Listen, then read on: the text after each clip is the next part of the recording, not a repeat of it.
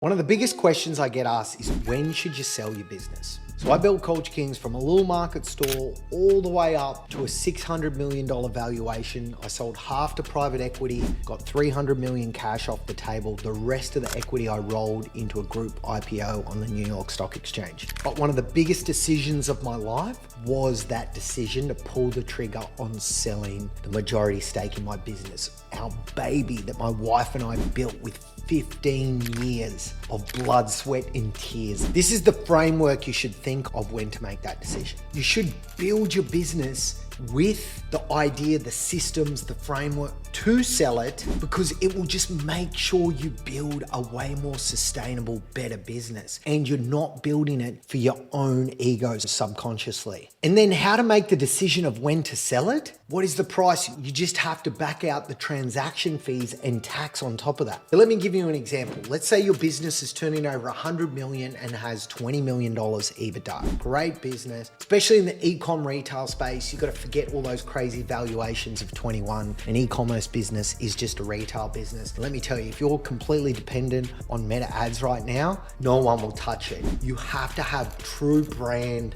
moat, organic traffic, all testing for this. A great way to run this test is turn off all ads, all marketing, email, promos, deals, and see what your base revenue per day, that is your baseline. Just see how much that drops. Does it drop 50%? Does it drop 80%? To get your understanding of how much of brand moat protection do you have on your business. But let's say, for example, you turn over 100 million, you've got $20 million of EBITDA there. Let's say you could get a 5 times multiple of EBITDA. Therefore, it's a net transaction value of $100 million for the business. Backing out transaction fees, let's back out tax. Even if you get the capital gains discount, you're gonna have 70 million clear and free after the deal. The simplest question is, would you buy your business back for 70 million? Because if the answer is yes, you should not sell it. And if you won't sell it for that, what is the number you would buy it back for? Just so you have this true black and white measure. Is it 50 million? Is it 30 million? Because you've got to remember, if you've got a business making $20 million EBITDA, yes, you might not be able to pay that as dividend because you're growing, etc. But you might be able to pull 10 or 15 million out. The number's going to be a lot more than the return you're going to get on that 70 million. Yes, you've got to invest it, but you shouldn't allow for these huge returns like what you're getting in your business. You should just budget for a simple 5-6% instead. Remember, there's a ton of different ways to skin the deal.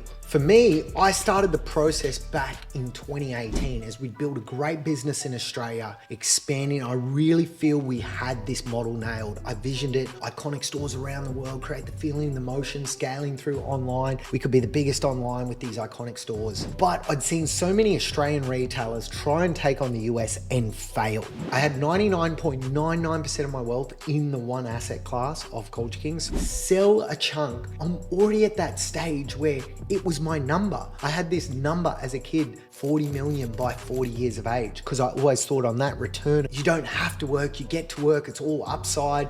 So I already felt I could diversify and get that number, but it was still my baby and I loved it passionately and loved going to work with my wife every day. It was never work, it was play. So from 2018, I started to do the work needed to build the business ready for sale. This is not simple. In Australia, there's a huge list of how your company needs to be set up structure-wise to actually be an investable structure. I had to do all the work of the proper systems and processes and build the business more as a machine rather than this dead flat structure, just move super fast, work 100 hours a week and put out all the fires to make it work. But over those next few years, it was ready. And once I spoke to a few parties, I decided I wanted to run a competitive process to get the most value. Some of those early parties will come to you, will say, the second you run a process, we're out. They don't compete, but they offer better terms, etc. For me, I wanted to get this big chunk off the table and then completely diversify it. In my head, having that not attached to the business, I didn't have to work, I got to work, and it was all upside. Whether it went to the moon or zero, it shouldn't change my life at all.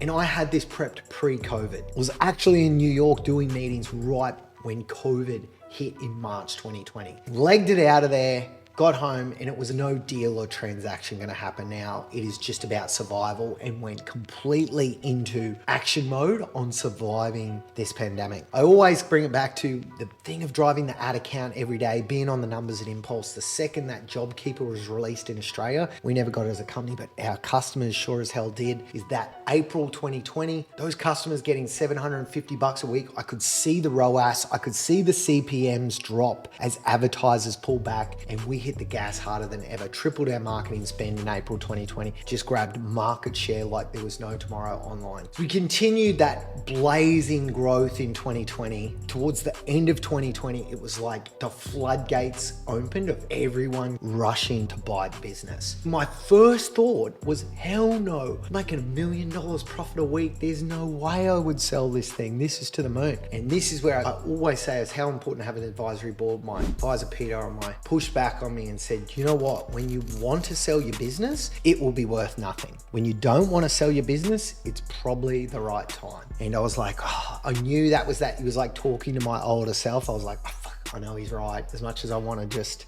double down and tell everyone to fuck off, he was right. We engaged the process. We really quickly got to a deal and had multiple parties. We could get the right price, and I ran those numbers. Would I buy it back at this price? No, but I still wanted to be a part of the journey. And even though I got offers higher, got an offer for 850 million for 100%, but I didn't want to sell 100%. I wanted to keep on the journey. Sold half, 600 million valuation, 300 million cash. Deal settles in 21, IPO only a few months later. It was an incredible learning experience. One of the biggest things you should know as an entrepreneur, when you sell the majority stake of your business, you are no longer an entrepreneur. You are an employee. And for me, I had written down a goal since I was 15 years old. I never wanted to work for anyone my whole life. I wanted to be an entrepreneur from day dot. I did that. I started at the markets. I never worked a job. And that feeling of getting a salary just felt so incongruent to me that I wasn't living my true entrepreneurial self. I learned so much through the journey, still have all my shares and cheering from the sidelines, but inside that machine was not the best use of entrepreneurial energy and talent. And this was a better way for me to step out in this extremely lucky position where my wife and I, we've earned the last dollar we will ever spend. For us, it was so much more on how do we celebrate and have these magic moments? How do we enjoy this special time with our kids while they're young?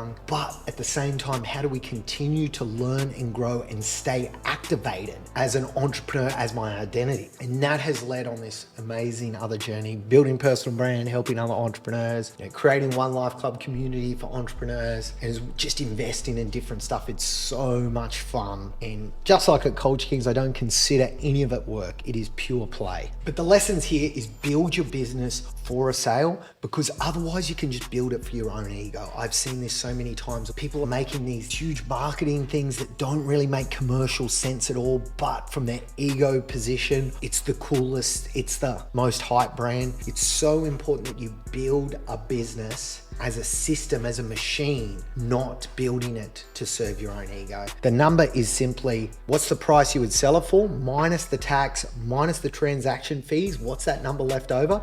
Would you buy the business back for that? If the answer is yes, you should not sell it. And if it's not, you should find out what that number is anyway, just so you have that perspective, because going through the due diligence process too, that number can change, and it's just important to stay true to that and not let the emotional fear of that process cause you to make a wrong decision. Lastly, it's most important is planning it in with your life and the journey and season of your life and what you're on, and realize that some seasons of your life have to come to an end for the next chapter to start, and not to just get sucked on that flywheel of doing what you're certain of, doing what you're actually really comfortable, because comfort is a trap in itself in life that you have to look out for. I hope this helps. I know it is probably one of the biggest decisions of your life. Like all great decisions, it should be done on paper. You should get all these thoughts out, run different scenarios. How can I hedge the downside? Where is that number? Write down clearly why, your purpose, your outcome, how you see life on the other side. All this is very important to get it down on paper so it's not swirling around in your head. Good luck.